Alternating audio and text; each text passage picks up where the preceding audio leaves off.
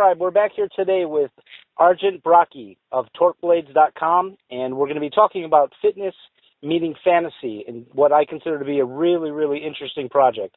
So I want to start things off with just introducing our guest and saying hello. Hi, how you doing? Great, doing great. So, Argent, great, thank you. We're happy to have you.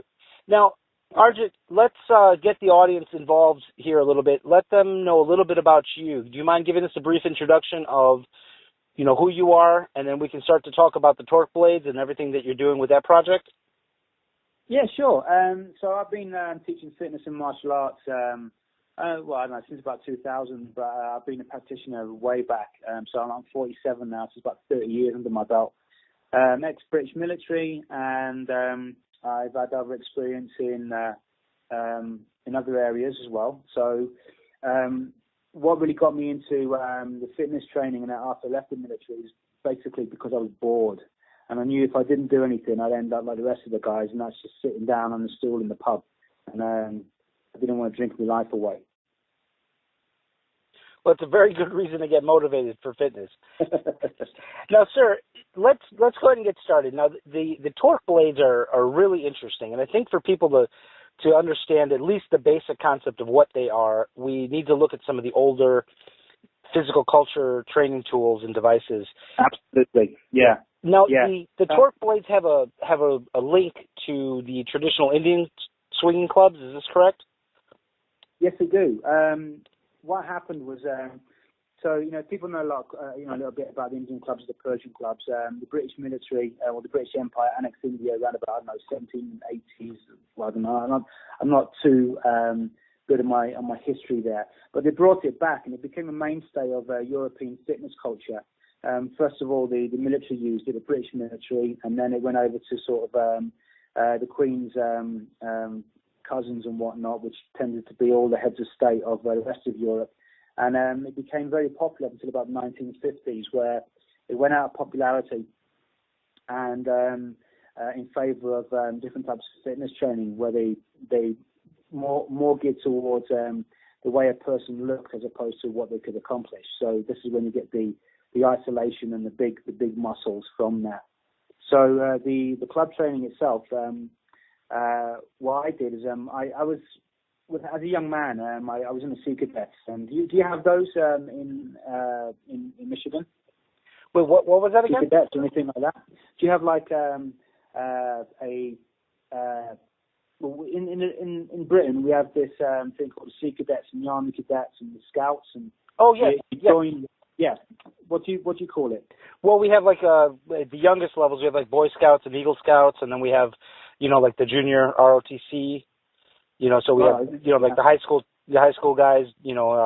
Working on learning about military culture. Yeah. So we had that, and then we went down to a naval base, and I saw pictures of the sailors at the time from the 1800s doing these exercises with the clubs. And that kind of stuck in my mind. And when I was a little bit older, I was visiting my nans in the summer, and I was watching TV, and they were talking about a social club being closed down in London that was designed by Charles Rennie Mackintosh, an architect back in the 1920s. And the video footage was of these men and women, with the men specifically in their Oxford bags and the Fred Perrys. Oxford bags was like really baggy white pants, and the Fred Perrys and all their greaseback hair doing these club training exercises. And that sort of really resonated with me because I saw it earlier on. So when I joined the Navy, I got interested in it, and unfortunately, you had to be a fitness instructor to be able to do that, and I wasn't at the time. I was an engineer. So when I left the Navy, I made it sort of a thing of mine to research it, and I did. And so I started doing the club training. But at the same time, I'd already been doing Filipino martial arts, and I'd also done a couple of years of education as a fitness instructor. So that's kind of how the Indian club training came into the FMA practice and the functionality. So as a fitness instructor and a martial arts instructor, I had a really unique viewpoint of both different worlds, because usually in the Filipino martial arts, or even most martial arts, they don't teach fitness as a fitness instructor. So I'm not sure if you've kind of noticed that, usually you do it because sensei said, or because this is the way you do it. And a lot of the exercises don't really are geared towards a person's level of fitness. And I'm trying to think where I'm going with this now, but with the club training and the functional training for medicine ball training, and the appreciation of using a weapon, that really changes the person's ability to have balance. And with a blade, that really gives you an appreciation for edge awareness. So for me, seeing the clubs and seeing medicine ball training and then using the blade, it just made a lot of sense. I needed to have an adaptable tool to be able to cross-train all of those things, and this is why I came up with torque blade. So now tell us about the torque blade itself. Tell us about the design, how you came up with the design, and this is something that, as far as I know, is unique only to you. So how did you determine what was the correct dimensions, the correct design for this physical education tool? Oh, well, good question. Well, it's about 2 foot long, and I found that, me personally, any type of tool which allowed me to swing things around and keep my knees and my ears on, that was about the right length for me. And that tends to be about the right length for most for club training. So basically, that's what gave me the length for it, is about that 2 foot mark. Also looking at I wanted something to be a little bit heavy at one end. It needed to have that weight at further away for lever length. So that only led me a couple of blades to use, and one of them was the Gukri. And I also needed that pistol grip, mainly to give the arc. So when you actually look at the picture of the torque blade, you can see how, if you follow the handle through to the tip of the blade, you got this natural arc, which I squashed down basically for just to save material, but still afford the edge, and also still afford that load towards the far end. So, and also to increase the load of it. And when you're looking at most big blades, you have a companion blade. So it made a lot of sense for me to have 2 companion blades, which I can actually fix towards the end to make it heavier, depending on which fitness regime you're doing. So that's why I have that kind of shape and the companion blades. Now, you have a new innovative tool based on a long tradition of effective physical training. You get your hands on these things. What do you do with them? It's my understanding that you have some very unique regimens for training. I was on your website and I was looking at, just on the fitness level, just looking at the amount of calories you can burn working through some of these routines was pretty amazing. And I say amazing because, there's a lot of things you can do to burn a lot of calories, but I can't picture anything as fun as swinging blades around for that amount of time, and getting a killer workout as well. Tell me about the training regimens and how they're developed. And you seem to have some that are geared towards different types of people. That's right. I mean, with any, when you're marketing, and that's the sad side of things, is that you have to look at different demographics, right? So, and not everybody is looking for one thing fits all, right? So, and incidentally, I'm glad that you brought up about the calories. I think that's for an average person weighing about anywhere between 160 to 180 pounds, and depending on your load and how heavy you are, and if you're breathless and able to work out. So breathless and able to speak, that is the calories that you burn you're going to get for that individual. So if you're lighter, you may lose a few calories, or if you work a little bit harder, things will change. So with the regimes what I have, the torsion training, what that does is works on functionality, and we're looking at developing torsion. So you're really getting an understanding of how the blades work. So it's an amalgamation of Persian club training or Indian club training, depending where you come from, and medicine ball training. And I also put in there a couple of other concepts or principles. One is peripheral heart training.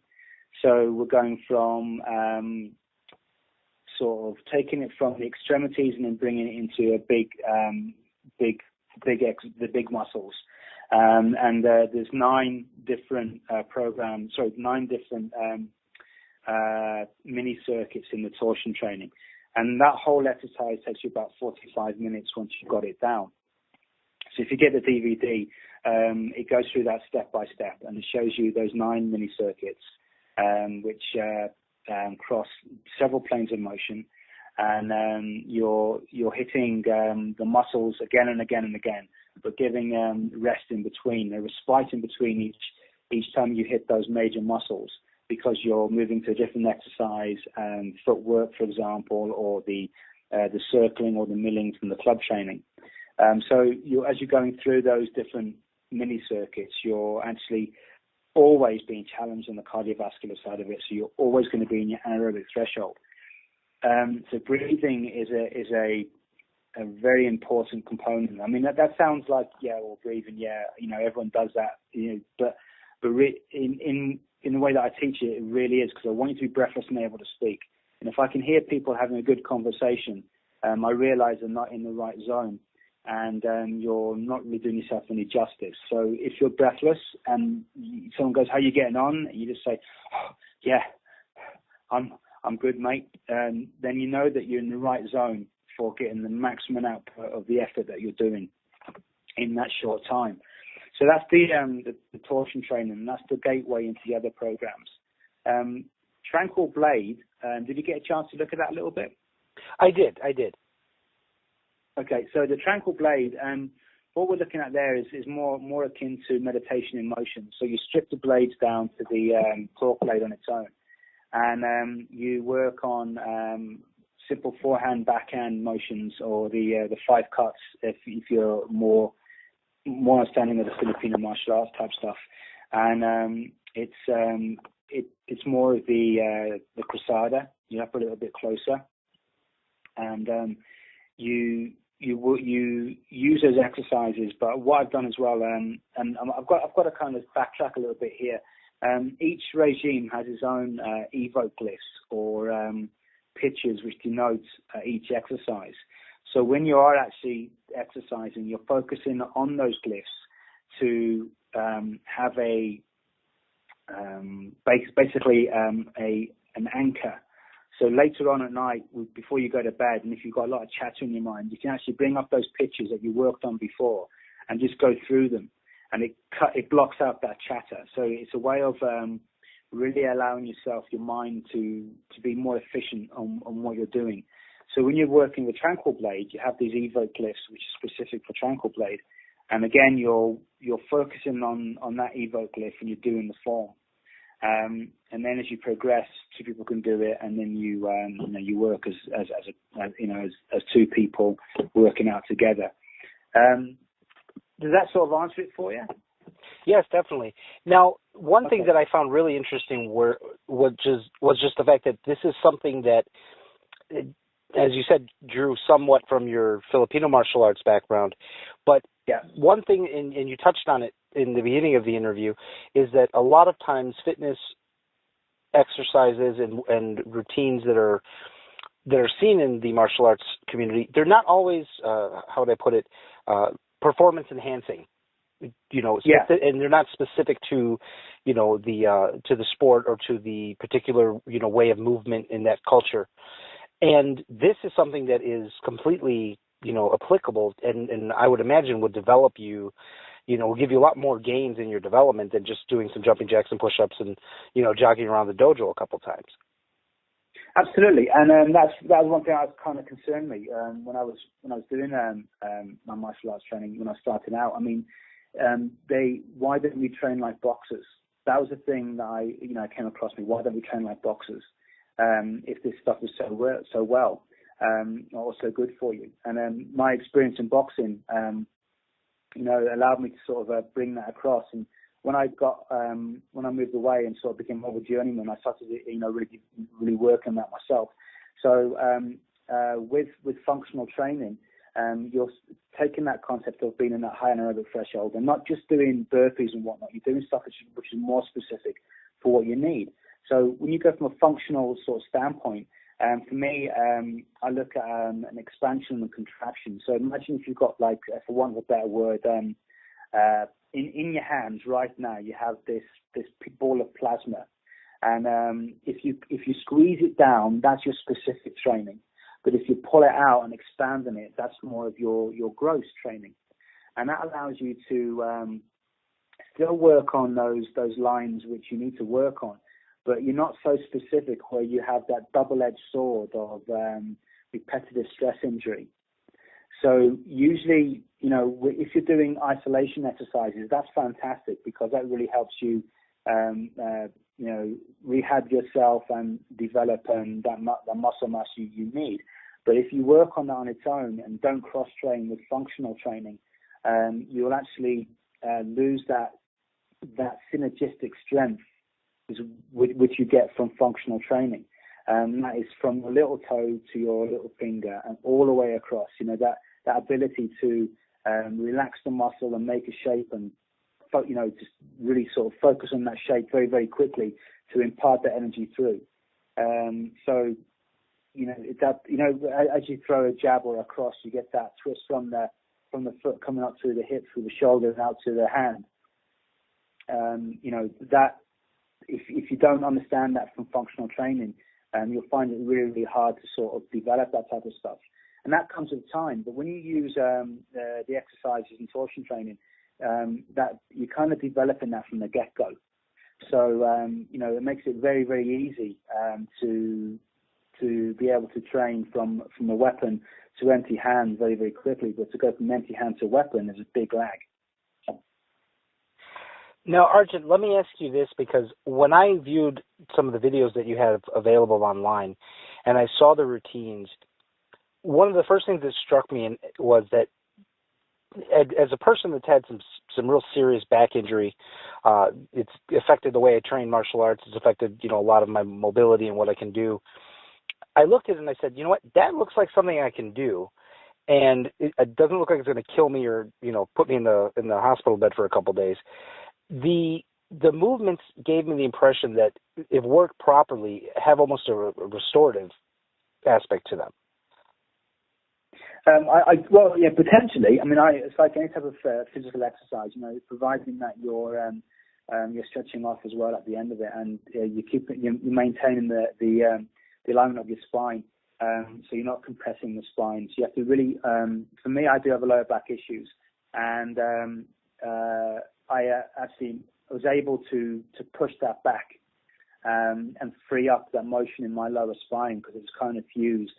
So by doing this, by actually understanding about, for me to have that tilt, by tucking my tailbone underneath and having the posterior tilt. So imagine if your hips are a bucket of water, and as you're standing up, what you want to do is tilt your hips so you're pouring the water down the back of your legs. If you have that tilt, which the opposite way around, you want to work against. So for me, I have to continuously work against that lordosis and tilt my hips up that way, so the water's pouring down the back of my legs. So for me, I'm freeing up that area, and what that does, that gives you like a bow to your body, so it allows your torso, your arms to extend forward. And then from that, as I'm standing up, as I'm tilting the hips out, I raise my chest up, and that allows me to get back into my belly position. And the more that I train that, and I've been doing this now since about 2004. So I realized, say if I'm in a superstore and I'm going for a checkout, and my body drops down, I go, oh, damn it! So I tilt my hips, and I realized that my arches have collapsed as well, so I pull them back up. And I go for this checklist. It's like feet, knees, hips, shoulders, and I go about 2 inches where I'm supposed to be. And that's basically because I'm training this about 3 times a week. So for me, I know when I'm out. So there is kind of some type of restorative practice with any type of fitness training. You just got to be mindful of it. So that's kind of what I do with this. I see. Now, I think one aspect of the blades also that I found very attractive was that they're small enough to be portable. You can take them, on a hike and find a nice place, that kind of scenic, do your workouts there. You can take them in your luggage. This is something that I'm assuming went into the design for you. Were you conscious of this, or was this just something you said, oh, yeah, that's kind of an added benefit? It's just the portability of them and being able to use them and do your exercises anywhere you go. Well, I think you've kind of, that's you've hit the nail on the head there. It's kind of, I can't lay claim to that. So I'll go with what you said. Secondly, it's just basically because of the size of it.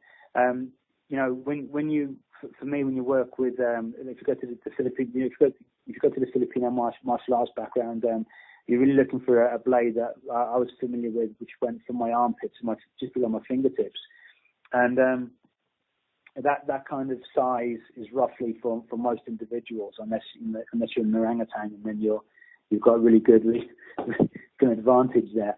But I've actually travelled around with these through customs, and I do get an odd look when they're X-raying it. So I wouldn't suggest most people to travel around the world with these, through your customs, because you will get a weird look at that. But when they find out the word, they tend to relax a little bit, especially if they're going into the hold rather than into your above your seat. So yeah, for me, they are great to travel with. You can strip them down, and for people who are familiar with the sword and dagger type forms, you can use it for that as well. But so the shape, you can put it down, you can dismantle it, but you're still going to be left one of about 2 foot long, and they'll go in your backpack. They'll go in your luggage easy. Now, Argent, this aspect of the training is in and of itself extremely impressive. Just talking about it with you, I can understand your level of understanding of fitness, and not just fitness, but the martial arts as well. If you stopped right there, you would have a product that was more than valid, more than attractive to people. But you have done something so interesting, in my opinion, and so different and unique. You put it up on your website, where fitness meets fantasy. Tell us about the fantasy, because this is an element that I don't think I've ever seen anybody market a fitness tool in this way, and I'm fascinated by some of the work you've done. So introduce us to the mythology of the torque blades. Okay, so the aspect avatar, is that what you're gearing towards? Yes, and not just that, but I was looking at some of the the fiction involved with it, and especially the aspect avatars in and of themselves is amazing. But how did you think to incorporate fantasy into a fitness tool? Well, you heard the expression "be true to yourself." And when I first started marketing the torque blade itself, it was a concept that most people couldn't get a hold of, and it was just people usually got into martial arts for a specific reason. And for me, I'm not a martial artist in the beginning. For me, it's I want to learn a skill so I can defend myself quickly. So I've gravitated towards the Filipino martial arts because of that. And for me, as a fitness instructor, I gravitated towards functionality because of those things. And then when it comes to fantasy, I found as a kid that it wasn't until looking backwards, right? As you get older, you look back and you see certain things. And then my adult education, I was going into working with people in the mental health industry. So I covered psychology and a few other things like that. And especially working with people with addictions, you have a really large insight or big insight into your own personality type and what you go through as you grow up, and you become really introspective in that point. So for me, looking at fantasy, I realized that when I was in the military, when I was doing certain things, when I got outside of who I was able to do things which I'd never done before, and that allowed me to protect the 2-year-old, which for me, basically, that's who I am. I'm a 2-year-old, and I've just learned more and more things And I realized as a kid I was a child of light. I was the kid who wanted to play with plasticine, and I was making, or like Play-Doh you call it over here, right? So I'd make these little things, and this huge glumping female came over, another 2-year-old who was about 180 pounds, and she squashed all my toys. And from that point on, I realized that there was nobody else around who was going to protect me apart from me. So from that small part of my life, I realized I was quite creative, but I have to be this other person as well. But the creativity allowed me to move beyond who I was as an individual and play. And I realized that if I was the 2-year-old, I was a scared 2-year-old, I got beat up. So, or I wouldn't dare do things because I was scared. But when I became the other person, the creative person, I could move past that. So taking that and extrapolating that as an individual, I realized that as that fantasy part of it, the part of us that says, what's behind, what's around the river bend, what's over that hill, what happens if I go and do this, and really latching onto that as opposed to what happens if I fail, I can't do that, and work on those negative things that which hold us back, the self-limiting talk, and we really work on the self-liberating talk. That's fantasy. And by embracing fantasy, we can move forward. But here's the thing that most people don't understand, or the opportunity that we miss. When you're working out, your actual physical state, especially if you're breathless and able to speak, and you're in that target training zone for anaerobic threshold training, you're actually working on the same type of explosive motion, which is in a life or death situation, or a situation where you're chasing after food, or the feed and breed side of your of the way that motion memory is made. And you have to excuse me because I haven't read up on it for such a long time now. I can't use the correct vernacular for that. But so you've got the feed or breed and the fight or flight. Both of those things are in the same situation, and that is you're breathless and able to speak, and fast twitch muscles being used, and that's when emotional memory is being formed, because anything happened in that point of time is really worth having for survival. But if you're working out and all you're doing is using it for a cathartic workout, and that is, I hate work, I hate doing this, that guy cut me up in the car before, I should have flipped him the bird. That person 15 years ago who stole my girlfriend, I should have told him this. Or that guy who did this to so-and-so, maybe I should have done. All you're doing then is forming that emotional memory, and you're just missing that opportunity when you could be using it for really developing beneficial coping skills. So this brings me more towards the aspect avatar, and using cognitive behavior therapy, or for want of a better word, there's a connotation which can be negative towards LARPing, which is live action role playing. But when you do research on that, in Norway, they actually use live action role playing for education. But if we take that back to, say, becoming an apprentice, you are literally live action role playing. You're starting to develop mannerisms and traits of your instructor or of your teacher, and or of your master apprentice. So you start to form the way that you talk, the way that you walk, the way that you do certain things, and you're taking on those characteristics of those individuals to develop your new coping skill or your new skill. So as a fitness instructor and as a person who works in the field of mental health, I really see that as a golden opportunity where you can start developing these traits. So fantasy now makes you a bit more, excited about what you're doing, and you can work on developing a character which is already within you, but you bring it to the fore. And if you dress up and you give it a name, you actually you're really hammering home that personality type. Now you do that in martial arts. People do it all the time. They wear the gi, they put on the mixed martial arts t-shirts, they develop this persona, but they don't allow themselves to separate it from who they are on a regular basis. And that can be very, very wearing on the endocrine system. Because you're actually, if you're always walking around thinking there's going to be a fight or these type of things, that changes your perception of reality. And for a person who's worked in that field as well for quite some time, it can be very, very draining on your adrenals. And it's not good for you. So if you can develop a personality trait which you can open up and close down at the end of each session, you're actually allowing yourself to separate that.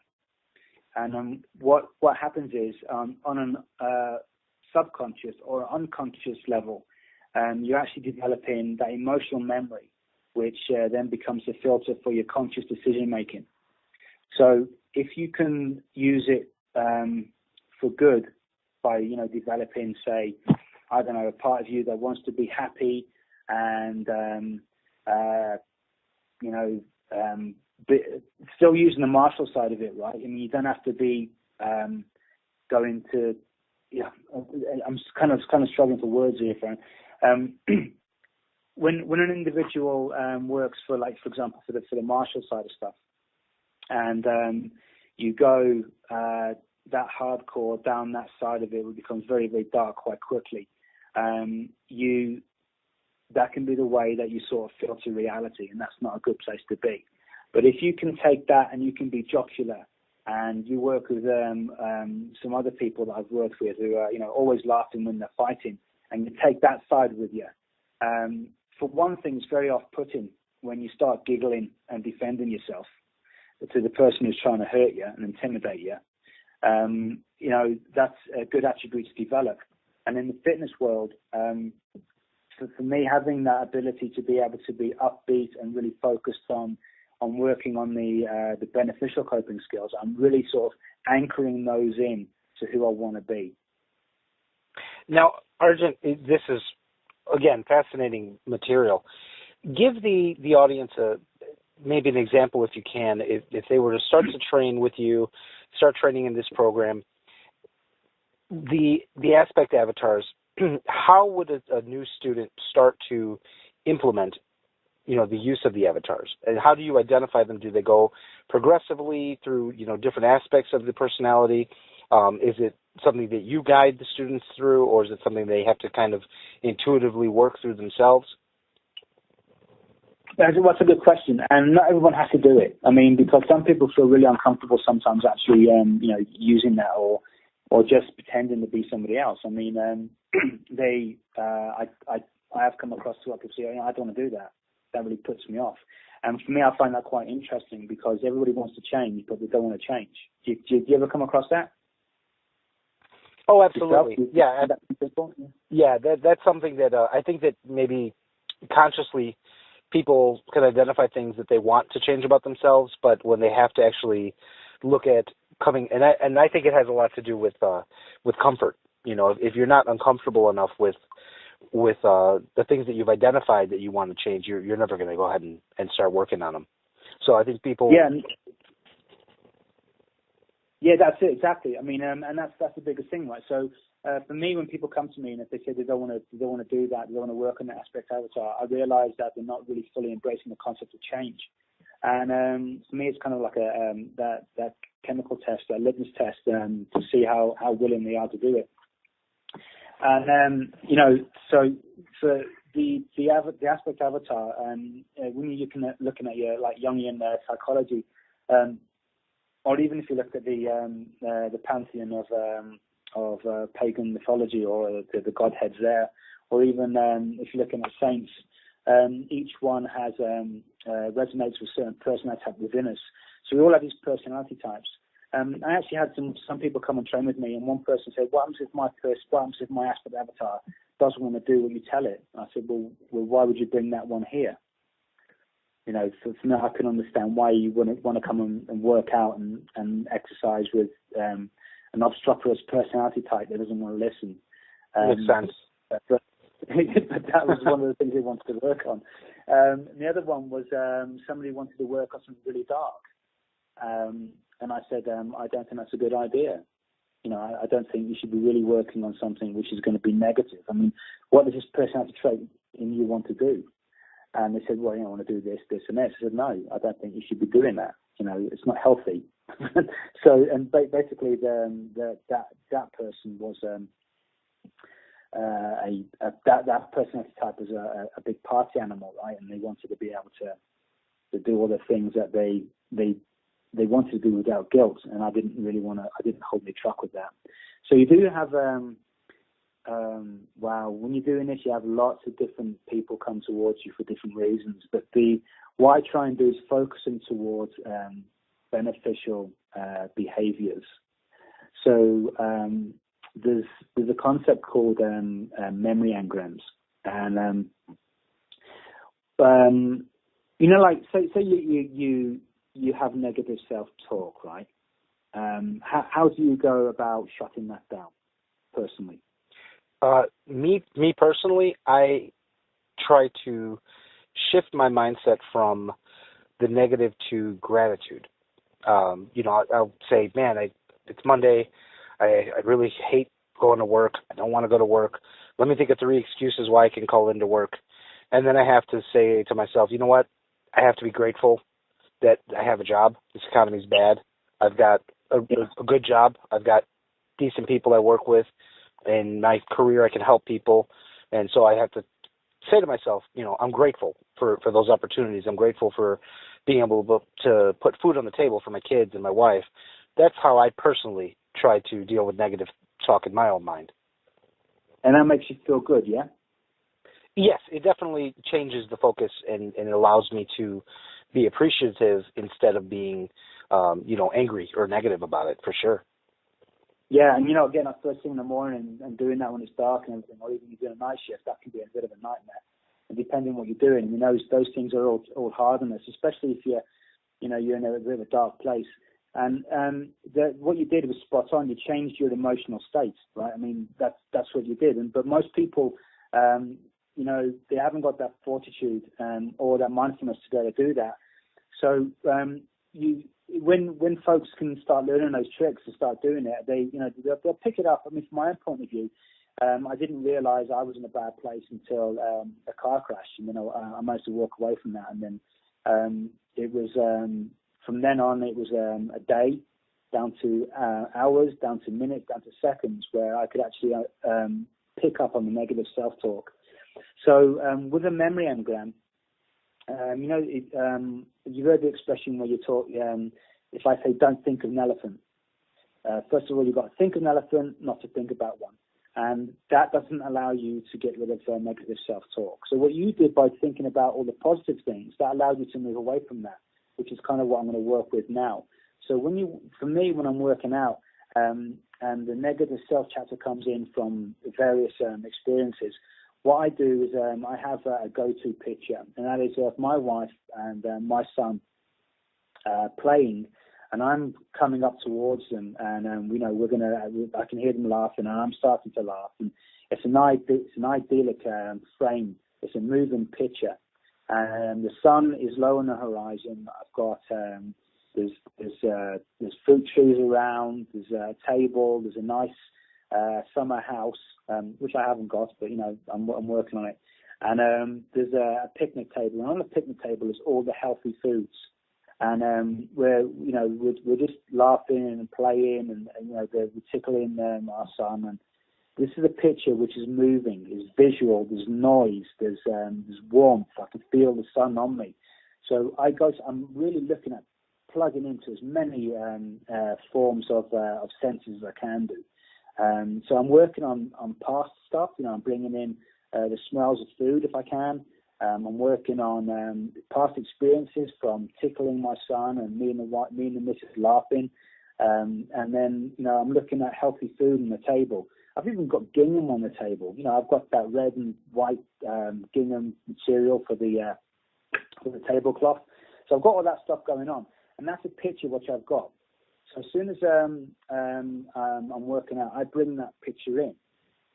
Now that's part of that allows me to sort of focus on the mindfulness of that thing there. When I go to work out, I work on a couple of things I say in the beginning, and I actually have an oath which I say. Now, you've taken an oath before in some avenue. Oh, sure, absolutely. Yeah, and it's all very well and good saying it in your mind, but when you speak it out loud, you can hear your own voice, and you kind of, if there's people around as well, they've heard you say it. So when you speak an oath, that changes your state, that focuses your mind. When you walk into a dojo, depending on how you do it, I mean, sometimes you just bow, sometimes you make some type of a unification of your hands, or you walk into a church, depending on what faith you're in, you wash your hands, or you wash your feet, or you go for a certain thing, or in another faith, for the Catholic faith, you just go to the font and you make them the mark on your body. Depending on what you do, you're changing your state of being. So with the aspect avatar, that's exactly what I'm doing. I walk into the place and I say that I'm into the gathering, and each hand I have a blade of change. I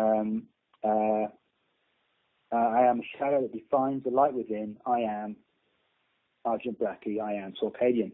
And when I say that, I go through that process. I'm really just tuning right into where I need to be. And then if any negative self-talk comes in, I bring that picture in straight away.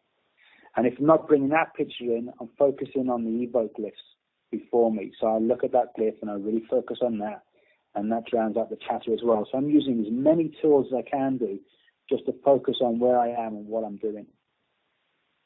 A very, very interesting approach. And I have to ask you, Argent, and you've had good success with your students. And I know you said that you gave a few examples of some that have come with the wrong mindset for it. But by and large, have your students given you feedback on the process as far as they've gotten through it? You know what? It's a hard sell for most people. But when they do work on it, and they work on, I've had later on, the people, initially they come into it and they look at you and they go, yeah, whatever, this is a bit hard, I feel uncomfortable. But I think, just go and try it, just go and try this and try that. And when they've come back and they've practiced it, they said, you know what, that was really interesting, because I was able to go through the whole workout without being anywhere else. The way that I interact with people has changed. So, but this isn't. I haven't invented this. I've taken this from my own experiences and taken it from other places, right? And it's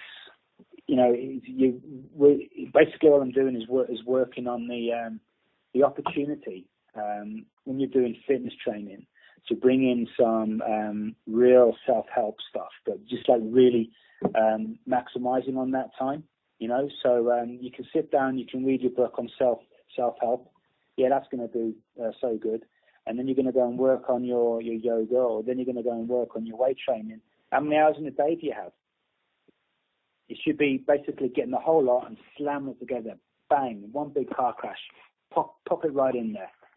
And you're maximizing your time, and not just that, you're being very economical on your whole physiology, because what's going on in that moment is the way you should be thinking. So I've had some really good feedback from the people who practice it. Yeah. Excellent. Now, Argent, this is something that you have also developed a framework to train other people on how to train with the torque blades and train with the aspect avatars. Tell us about that program and what's involved with becoming a coach or an instructor of this program. Oh, okay. Yeah. Well, thanks for that. Obviously, with the internet, it makes you a great opportunity, right? You can go around the world. So, I had recently a chap came up from Brazil, and he was a student in the local area. So he saw what I was doing, and I was training him. And so that's my first offshore student, as it were, instructor. But with the internet, I'm able to do it through FaceTime and the rest of it, right, or Skype. But the program I have there is, first of all, I get people involved with the torsion training. So if they buy the blades and the DVD, basically from that, you've got the whole routine. You're good to go. what I would do is I would watch you perform them. He'd be sending DVDs back, which my friend did in Serbia. He sent some DVDs back, and he can teach the torsion training if he so desires to, because I'm happy with his body mechanics. And then I also ask people to write a little fantasy story. And the funny thing is I was looking at becoming an occupational therapist a couple of years ago. And this was after I designed this concept and put it together to get people to become an instructor. And as an occupational therapist, you have to do creative writing. And I thought that was very interesting because you to be an all-rounded individual, I think, as an instructor, you have to have that divergent thinking concept where it's not just convergent where you just go in like an A plus B plus C plus, and continuous like that. You have to think squirrely. You've got to think like a corkscrew going through a tornado, for want of a better description. So you can pull from other experiences to be able to use language to teach people to be able to get across that. And if you're not really comfortable with embracing fantasy, then this program isn't going to work for you. Because realistically, what we're looking for is for an individual to be sort of, tongue-in-cheek. You've got to have a bit of sense of humour about you. I mean, I walk around with a bowler hat on, so I can't take myself too seriously, right? So when you're doing the program online, there's I'd be with you as long as you need me, and as long as I feel satisfied with your with the way that the person goes on. So for me, say if somebody wanted to become an instructor from soup to nuts, basically, it'd be I think it's about $2,000, and you get 10 pair of blades with that as well. So they're shipped out to you. You do the program, and I watch basically what you're doing through the videos you give me and the rest of it. And I wouldn't charge you any more than that. That would be it. For me, I'm just working with you to get your body mechanics up and the rest of it, right? So once I've got to that level, I say, yeah, you're good to go. Go and do that, and then do that for a couple of weeks and show me your classes, show you how they're getting on, and then I'd give you the next level up. So it's just how I was trained and how I've been trained in other aspects of fitness training. For me, it's about the body mechanics, and if they can bring back the information to me, they can explain it to me. Yeah, so that's how it works. Excellent. It sounds like a great program. It's very, very innovative and, very unique. I think anybody that is running any type of commercial school would definitely benefit from having something like this involved with their school. It sure caught my attention once I took a look at it. Now, Argent, before we wrap up here, can you please tell the audience just one more time where they can find you online, where they can see some of the videos about the torque blades and maybe order the product if they're interested? Yeah, sure. And thank you very much for giving me that little opportunity of doing the self-promotion there. That was very nice. Yeah, you can find me on Facebook as Argent Bracci. I'm on there, and obviously they can find me through your Facebook Raven Tribe there, so they can tag me there if they want to. But also at torqueblade.com, and that's you have to excuse my accent. It's spelled TORQUEBLADE.com, and just browse it, go through there, see what you like. My books the fantasy book should be out hopefully by the end of this year. I'm editing it again myself.